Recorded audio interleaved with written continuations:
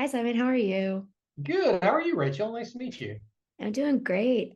So to start, this season kind of starts in the almost immediate aftermath of season one.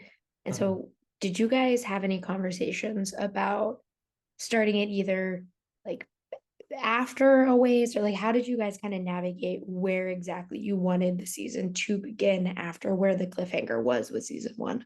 Sure. Um, well, one of the things is, I mean, what makes it, I think, a good show is emotion and conflict and drama and doubt and all those sort of great emotions that you want to see characters going through. And obviously, we ended the series, in season one with a lot of trauma and a lot of, conflict and death and destruction and emotional feelings and everything like that. So I wanted to make sure we picked that up and we showed you what happens next.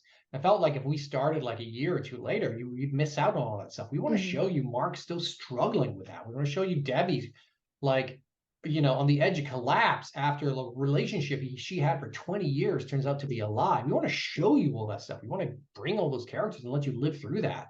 So that's one reason we wanted to pick up right after. I mean, like I think we pick up a month after the events Mhm. of season one. So a little bit of time so bruises heal, but not long enough that those events are forgotten.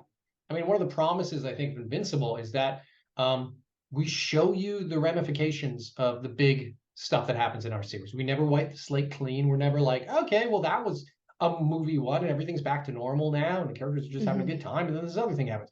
It's all one story, and what happened in 108 in the last episode of last season is going to reverberate through our characters, not just through season two, but season three and season four and season five and onwards for a long time. And that will continue with other things that happen in our show. We never wipe the slate clean. We never forget about what happened earlier. Yeah, and two, I think I was at the talk at Paley during New York Comic Con, and I think it is so funny because I'm obsessed that Robert wants Connor O'Malley on this show so badly, just because like I did UCB, and so he said Connor O'Malley, and I was like, this is the funniest pull for me as a person that it is someone so obscure that like everyone else is like, who? And I'm like, Mm-hmm. that's this comedian that no one else cares about other than like me and my friends.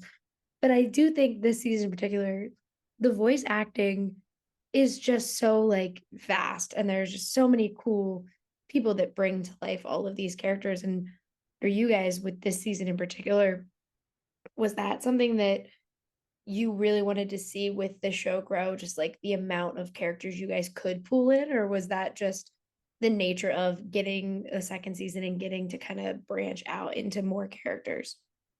I think it was just the way the story naturally goes. Like, Mhm. we're adapting the comic books and we're trying to stay Yeah. close to the comic books. And the comic books have a vast array of characters. We should count at some point because actually that would be an interesting number to know. I don't know if we were like, we have 100 characters or more. We have a lot, and the comic books have a lot. So it's Mhm. kind of fun. We're like, oh, great. So we've got this new character in it this season. Who could play that? And sometimes Robert has an idea. Sometimes he's already heard a voice in his head when he was working on the books. Sometimes he has no idea. Sometimes I have an idea, or I don't, or we have a couple names. Or often our casting director comes and we have a conversation with them, and we're like, oh, we're thinking kind of like a deeper voice. It's a man. It Mhm. would be kind of like this. And she's like, great. And she'll come back to us with like five or six actors that she's like, I think these people would be great. And we're like, awesome. And then we sort of dive into that. It's a treat. It's a treat being able to sort of go through and be like, who do we want to bring these words to life? And bring this character to life. I mean, that's one of the best parts of this job is it's a gift is having this amazing access to this amazing range of talent of these incredibly wonderful actors. Some of them now, like on our show, are like Emmy winning, Golden Globe winning, Oscar winning actors. And then having them come in and take the words that we write on the page and bring them to life. I mean, that's a privilege that we take really seriously. So we try to write them the best words.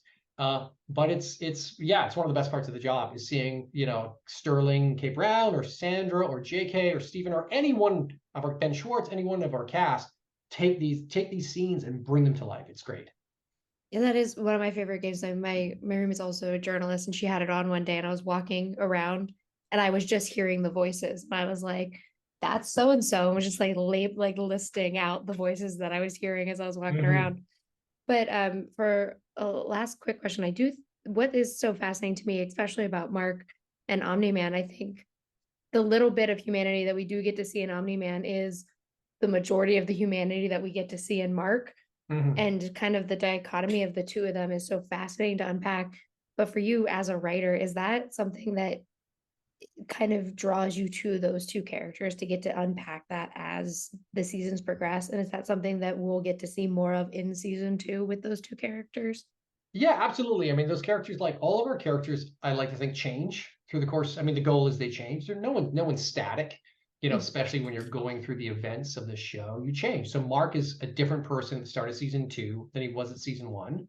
And he's going to be a different person at the end of season two than he is at the start of season two. And the same thing with Nolan. Nolan changes over time. He grew up in a very different environment, a very different society. He's an alien, he's a Viltrumite. I don't think he got a lot of hugs as a kid. So his values and his psyche and where he comes from is totally different to Mark or anyone else on Earth. But then he's lived on Earth for the last 20 years, and that has changed him. And so coming out of season one, obviously Mark is dramatically changed after what happens at the end of one. So is Debbie. So is Nolan. Nolan is a different person after season one, and we're gonna see him continue to change, the same as all of our characters.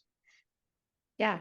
Thank you so much for talking with me today. I really appreciate it. And I can't wait for everyone to finally get to see season two and get back with the Invincible gang.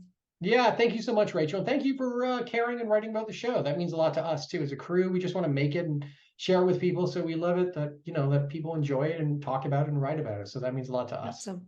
Awesome. Thank you guys. Great. Have a great Okay. one. Take care. Thank you.